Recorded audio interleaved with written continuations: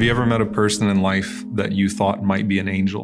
And I'm not just talking about your child or a friend of yours or someone that you think is angelic because of the way that they carry themselves, but someone who just popped into your life.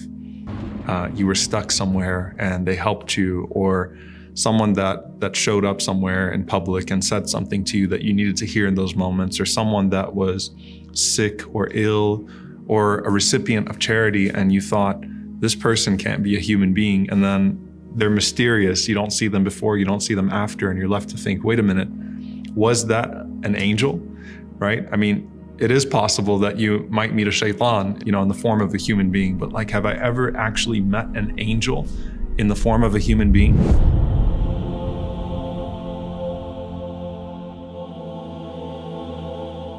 There's a hadith of the Prophet ﷺ where he talks about these three men from Bani Israel.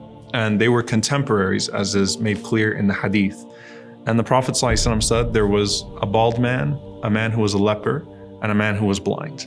And an angel went to all three of them and asked them, what is it that you want? What is it that you'd want to change about yourself? And the leper said that I would want to have good skin because the people feel an aversion towards me because of my leprosy. And the angel touches that person and suddenly their skin is cured altogether. So they have full skin again. And the angel says to that person, and what type of property is most beloved to you? And the man says, camels. And so the angel then brings a pregnant she-camel and says, Barakallahu laka fiha, may Allah bless you with that she-camel.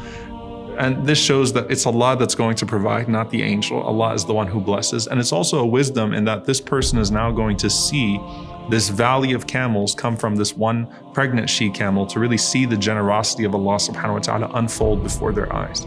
And so suddenly that person has the skin that they want, the appearance that they want, and they also have the wealth that they want and become a very wealthy person. The angel then goes to someone who is bald and says, what would you like to change about yourself? And the bald man says that I'd love to have good hair, right? I feel like it would beautify me. I feel like it's what's missing in my life. And so the angel touches that man's head, gives him an angelic hair transplant. You can't find that anywhere in the world today.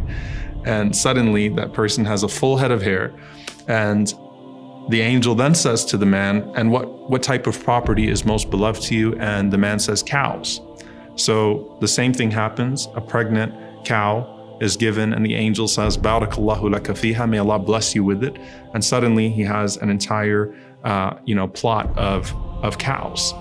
And then he goes to a person who is blind. And we know that that is a very specific type of test. There are multiple rewards that you find in the hadith for the person that is blind and patient with Allah subhanahu wa ta'ala. Many scholars who suffered from this. And says to the blind man, what would you like? He said, I'd love to have my eyesight back, my vision back.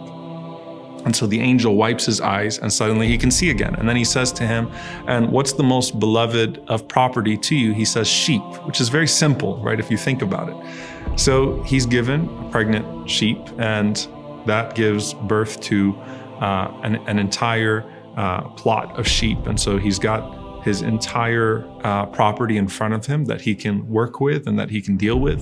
And so each one has their herd now.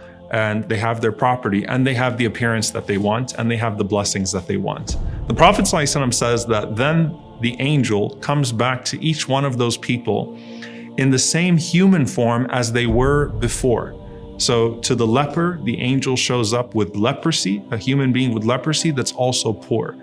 To the one who was bald, the angel shows up looking like the person used to look, also poor. And for the one who was blind, the angel also shows up in the form of a blind man that's also needy. And as that angel shows up to each one of them, the angel asks them for support. The leper and the bald man deny that they used to be poor, and they say that, that I earned this, and they basically shoo the man away. And the angel responds in the form of that man and says, aren't you the person that used to be such and such? Weren't you once in need? And that person denies that they were ever poor in the first place. And so the arrogance has overtaken them and they've forgotten the blessing of Allah subhanahu wa ta'ala. So the angel says back to them, if you are lying, then may Allah subhanahu wa ta'ala return you to what you were before. if you're lying about who you are, and if you are not just denying the blessing that Allah has given you, but not even acknowledging that you once didn't have these things, may Allah return you to what you were. But the blind man passed the test. The Prophet ﷺ said the blind man, as soon as he saw that person in his own form that he used to be, he says to the man, who is of course an angel, go ahead and take from this property whatever you want, for I was once like you and Allah subhanahu wa ta'ala provided for me. So it's all yours. Whatever you want, go ahead and take it. And subhanAllah, the scholars say this is the one out of the three that actually had the most severe predicament, right? But look at his humility, and he says, just go ahead and take it all. I used to be like you, without even being asked. I used to be like you and Allah subhanahu wa ta'ala provided for me. So therefore, I'm providing for you whatever you want from this, because this is all the blessing of Allah subhanahu wa ta'ala. And the angel responds and says, keep your property with you. فَقَدْ رَضِيَ اللَّهُ عَنْكَ وَسَخِطَ عَلَى صَاحِبَيْكَ. Keep your property with you, because verily Allah is pleased with you and angry with your two companions. And so the two companions lost everything that they had and were restored back to their position with the dua of the angel. And that person was able not just to keep the blessing of Allah subhanahu wa ta'ala in this life, but also increased in their station in the hereafter. Now, back to us. The question is then, when I see someone that's in need, am I actually encountering an angel? And I have to be honest, subhanAllah, I remember a few times that I was in a refugee camp and I thought to myself, this can't be a human being that's in front of me. And Allah knows best, right? The reality is you're never actually going to know, right? If you've encountered an angel, that person is not going to reveal themselves and say, I'm actually an angel. But it would defeat the purpose if you were only honoring them because you thought they were an angel. That's actually the moral of the story, that you are to honor the person, the yatim, the orphan, the one that's in need, and remember your own vulnerability, and you never know who Allah subhanahu wa ta'ala actually has in front of you at that moment.